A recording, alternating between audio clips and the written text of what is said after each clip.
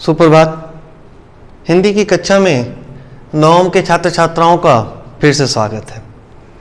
जैसा कि पूर्व में मैंने कहा था, पिछली कक्षा में मैंने कहा था कि अगली कक्षा में हम लोग अर्थ की दृष्टि से वाक्य के भेद पर चर्चा करेंगे। पहले ये जानना जरूरी है कि वाक्य जो है इसके दो भेद होते हैं, इसको पहचानने के दो नियम होते हैं। एक अर्थ की दृष्टि से वाक्य के भेद, जो कि आप कक्षा 9वीं में पढ़ेंगे, और दूसरा होता है रचना के आधार पर वाक्य की भेद, जो कि आप आगे चलकर कक्षा 10वीं में पढ़ेंगे। तो सबसे पहले यह जानना जरूरी है कि अर्थ की दृष्टि से वाक्य के भेद, यानी अर्थ का अर्थ क्या है। यानी यहां पे जो भी वाक्य हम लोग पढ़ेंगे, जिन भी वाक्यों पे चर्चा होगी, हम उसके अर्थ को समझने की कोशिश करेंगे। मैंने जो वाक्य, मान लीजिए मैंने पूछा आपसे, आपका नाम क्या है, क्या हुआ है इस वाक्य में? अंत में प्रश्नवाचक चिन्ह का प्रयोग है। तो कैसे पता चला कि यह प्रश्न पूछा जा रहा है? कैसे? तो वाक्य से। और वो प्रश्नवाचक शब्द क्या था? जिसको हम लोग पढ़ते हुए आ रहे हैं, योजक चिन्हों के अंतर्गत भी कई बार हम लोगों ने पढ़ा है, या विराम चिन्हों के अंतर्गत भी हम लोगों ने पढ़ा है कि चिन्हों का कहाँ प्रयोग होता है, योजक चिन्ह का प्रयोग कहाँ होता है, प्रश्नवाचक चिन्ह का प्रयोग कहाँ होता है, विस्मयादि बोधक चिन्ह का कहाँ प्रयोग होता है। इन सभी चिन्हों पर चर्चा पहले हो चुकी है। तो जैसे ही अंत में प्रश्न लग गया तो ये वाक्य क्या बता दिया कि ये प्रश्नवाचक वाक्य है।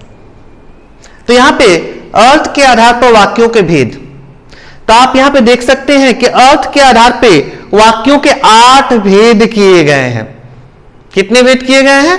तो अर्थ के आधार पर वाक्यों के 8 भेद किए गए हैं।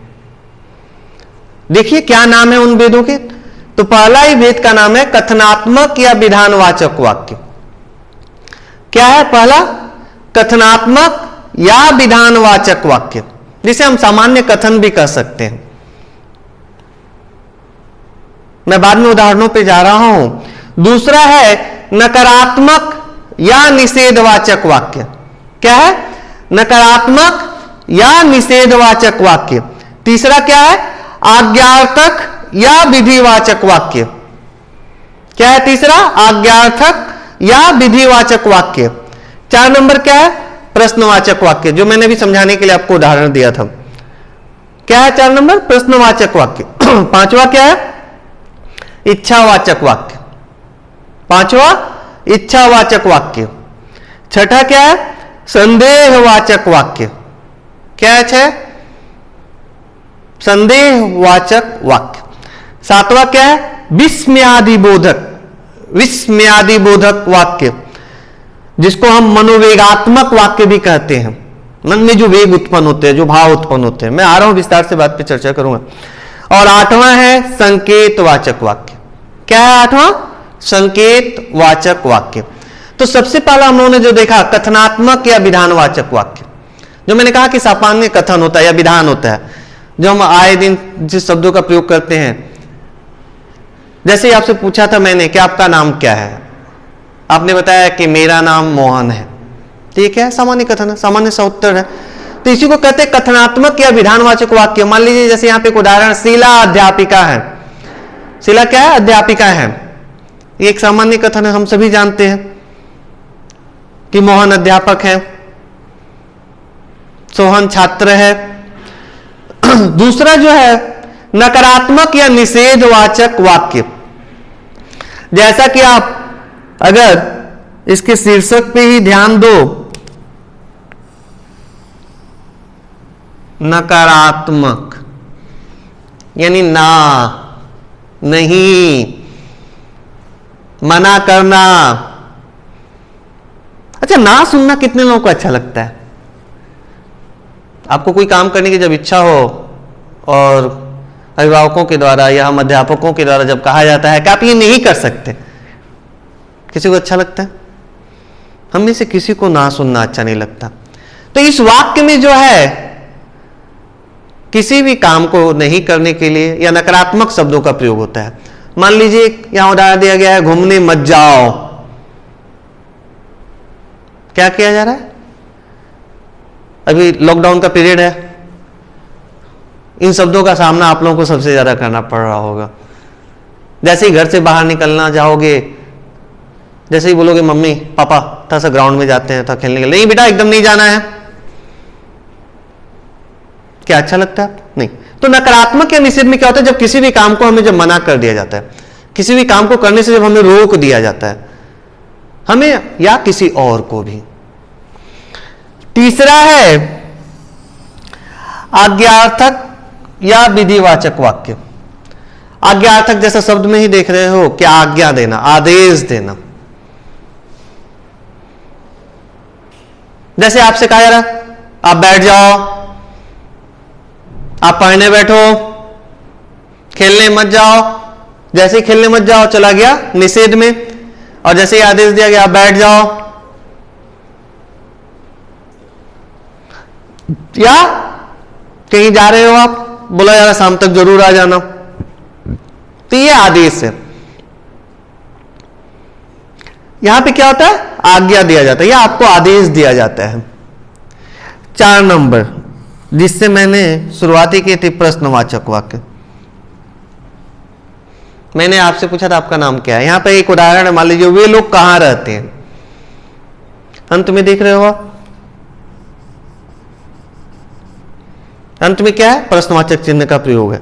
तो जैसे ही प्रश्नवाचक चिन्हों का प्रयोग देखने को हमें मिलता है वाक्य के अंत में, तो ये पहचानने में असुविधा नहीं होती कि ये प्रश्नवाचक वाक्य है।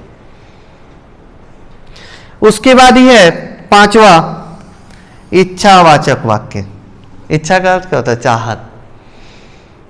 क्या हम क्या नहीं चाहते? या हम में से कौन है जिसके पास कोई इच्छा नहीं है?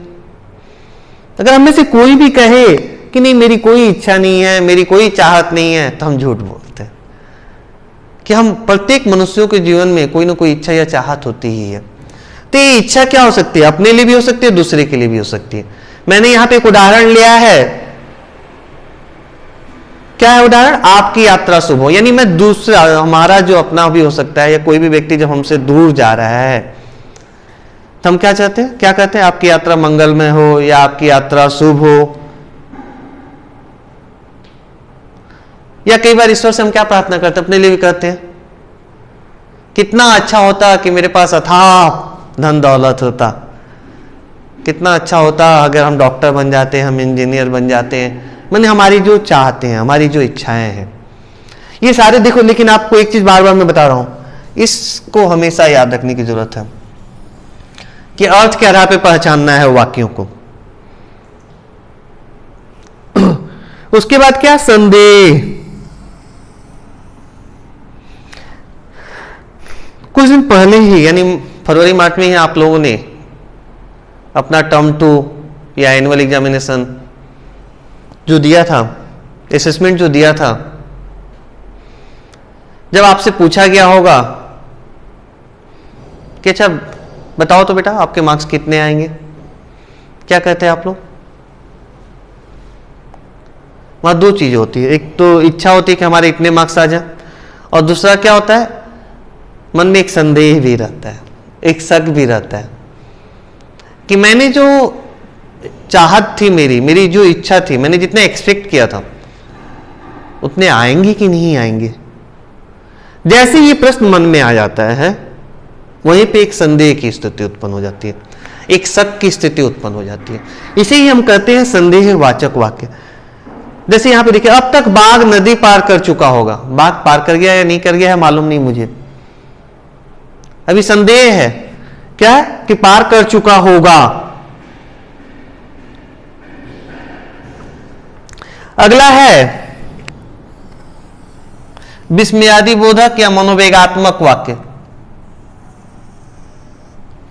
मन में उठने वाले वेग, मन में उठने वाले वेग माने भावना है। यहां पे मान लो उदाहरण के लिए मैंने लिया है ओह, उसके बाद आप देख सकते हो कि विस्मयादि बोधक चिन्ह का प्रयोग है। यहां पे कितना सुंदर दृश्य है, मैंने ये सकारात्मक दृष्टिकोण से लिया है। आह तुम्हें चोट लग गई, ये भी विस्मयादि बोधक वाक्य। क्या कर रहे हैं? अफसोस कर रहे हैं। ओह आह, ये सारे शब्द क्या है? अफसोस के। या इसके अलावा भी आप लोग पढ़ते हुए आ रहे हो, घृणा के भी होते हैं। तो ये सारे विस्मयादि बोधक के अंतर्गत होते हैं, जिसमें क्या होता है, मन में उठने वाली भावनाएं होती है। तो वो क्या होती है, मन में कब भावना उठती है, जैसी स्थितियां परिस्थितियां हमारे साथ होती है। ताजमहल को देखकर रो या तो नहीं निकलेगा हमारे मुंह से, क्या निकलेगा, वाह। ठीक है, आह कब निकलता है, जब चोट लगती है, तकलीफ होती है।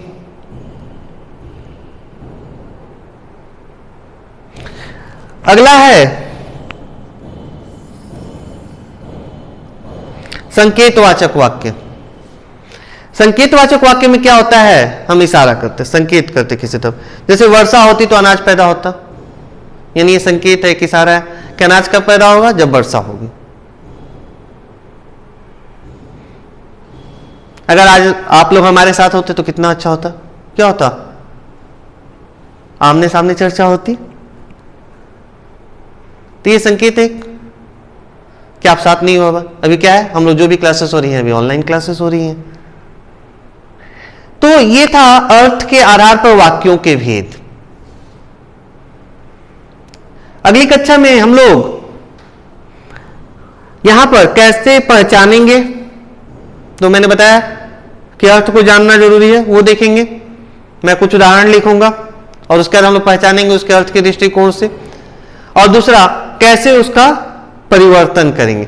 मान लीजिए हमें कथनात्मक दिया गया है और बोला गया है नकारात्मक या निषेधवाचक वाक्य में बदलना है, या आज्ञार्थक में बदलना है, या प्रश्नवाचक में बदलना है।